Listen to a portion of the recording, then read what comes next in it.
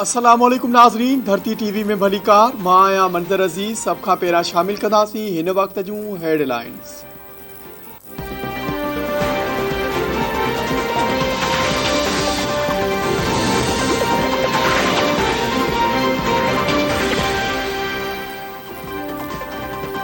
परॾे वज़ीर बिलावल भुट्टो ज़रदारी जो OIC जे secretary general सां राब्तो। भारत में मुसलमान मुखालिफ़ कार्रवाइयुनि ते ॻाल्हि ॿोल। परॾे वज़ीर सेक्रेटरी जनरल खे हिंदुस्तान में वधंदड़ इस्लामोफोबिया ऐं मुसलमाननि ते जबर जे हवाले सां ॻणती खां आगाही ॾिनी। इस्लामोफोबिया ते गॾियल जदोजहद जी ज़रूरत ते ज़ोर ॾिनो।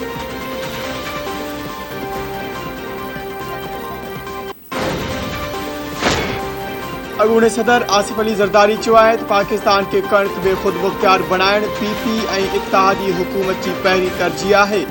मुल्क जो हारी ख़ुशहाल हूंदो त मुल्क ख़ुशहाल हूंदो ऐं तरक़ी कंदो। PP शरीक चेयरमैन आसिफ अली ज़रदारी सां मुस्लिम लीग काफ सां वास्तो रखंदड़ वफ़ाक़ी वज़ीरनि तारिक बशीर चीमा ऐं चौधरी सालिक हुसैन जी मुलाक़ात। मुल्की सियासी ऐं मुआशी सूरत हाल ते ख़्यालनि जी ॾेवट।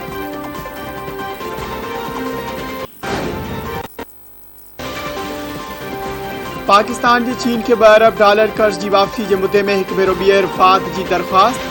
चीन जे चयन मां $2 अरब जी कर्ज़ वापसी जो वक़्तु वेझो अची वियो।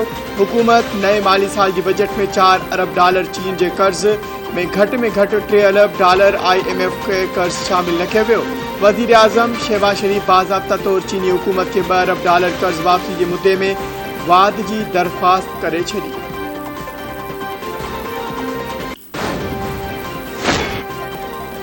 बजट में नौजवाननि जी तालीम लाइ वधीक मौक़िया रखिया विया आहिनि। अमीरनि जे गैर पैदावारी असासनि ते टैक्स लॻायो वियो आहे। बलोचिस्तान जे नौजवाननि खे ख़ुसूसी अहमियत ॾिनी वई। मुआशी तौर कमज़ोर तबिके खे हुकूमत सब्सिडी ॾिनी। वज़ीर आज़म शहबाज शरीफ जो ट्वीट बयान।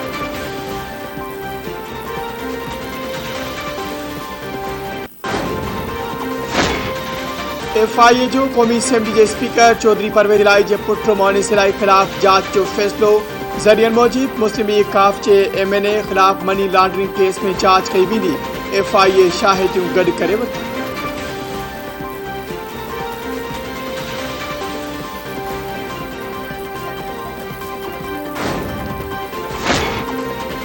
Army chief general Qamar Javed Bajwa जी अॻवानी में पाकिस्तान जे आला सतही फ़ौजी वफ़द पारां चीन जो दौरो। ISPR जो चवणु आहे त पाकिस्तान ऐं चीन जे आला फ़ौजी क़यादत में मुलाक़ात थी आहे। पाकिस्तान जे आला सतही ट्राई सर्विस मिलिट्री वफ़द 9 खां 12 जून ताईं चीन जो दौरो कयो। वफ़द जी चीनी फ़ौज ऐं ॿियनि सरकारी इदारनि जे इख़्तियारनि सां ॻाल्हियूं। फ़ौजी वफ़दनि जो एपेक्स इजलास बि थियो। बैनुल अक़वामी ऐं इलाइक़ाई सलामती सूरत हाल ते ख़्यालनि जी ॾेवट। पाकिस्तान ऐं चीन पारां ॾुखे वक़्त में हिक ॿिए जे स्ट्रेटेजिक शिराकदारी जो अज़म। फ़ौजी क़यादत जी तरबियत, टेक्नोलॉजी ऐं दहशतगर्दी जे ख़ात्मे ते सहकार वधाइण जे अज़्म जो इज़हार। ISPR मूजिब पाक चीन स्ट्रेटेजिक पार्टनरशिप जबलनि खां ऊची ऐं माखी खां मिठी आहे। पाकिस्तान ऐं चीन में मिलिट्री डिप्लोमेसी ऐं मिलिट्री ट्रू मिलिट्री सहकार सदाईं ऊचाइनि खे छुहंदो रहियो आहे।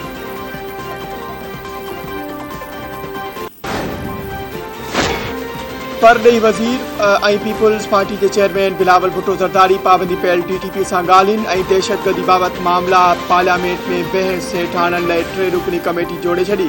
बिलावल भुट्टो ज़रदारी जी हिदायतुनि ते जोड़ियल कमेटी में श्री रहमान, फरतुल्लाह बाबर ऐं कमर ज़मान कायरा शामिल हूंदा। पीपुल्स पार्टी जी मीडिया सेल जे ट्विटर अकाउंट ते जारी कयल पैगाम में 3 रुकनी कमेटी जोड़ण जी तस्दीक कई वई।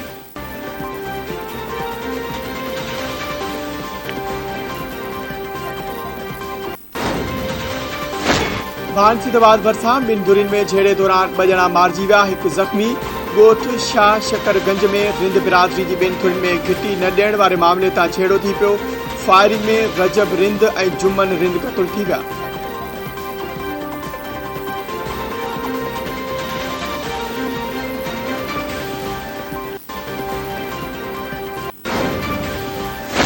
कराची जे इलाइक़े लांडी में हथियारबंदनि जी फायरिंग नौजवान मारिजी वियो। नूरानी मस्जिद भरिसां जवाबदार फायरिंग करे समीउल्लाह खे क़त्ल करण बैदि फरार थी विया। मक़तूल जो लाश अस्पताल में।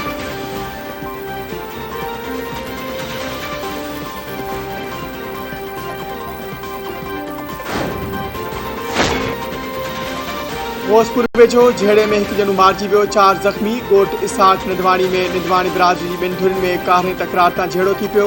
फायरिंग में अली मोहम्मद निंदवाणी क़त्ल थी वियो। झेड़ींदड़ धुरियूं पाण में सौट आहिनि।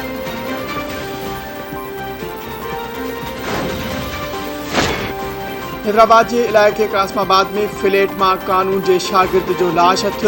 खरी मीरवावासी अशफाक शर तौर सुञाणप।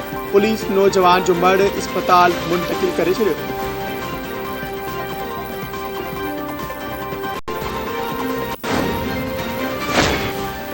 फुल वेझो उड़ी विगे हिकी ॻोठ जा 2 ॿारड़ा फोत। ॻोठ साहिब ॾिनू सूमरो में 1.5 वरे जो नवीद सूमरो ऐं 1 महीने जी फातिमा ज़ोरा उड़ी में वकोजण बैदि फोत थी विया। ताल के अंदर 3 महीननि में उड़ी विगे फोत थियलनि जो अंग वधी 88 थी वियो। सरहद भरिसां ॻोठ गुलाम हुसैन कंडराणी वासी नौजवान जे अगवा जो इंकशाफ। वारसनि मूजिब 24 वरे जो ख़ालिद हुसैन कंडराणी केतिरनि ॾींहंनि खां गुम हो। धाड़ेलनि फ़ोन करे मुगविन जी बाज़ाबी एवज़ भुंग तलब कयो आहे।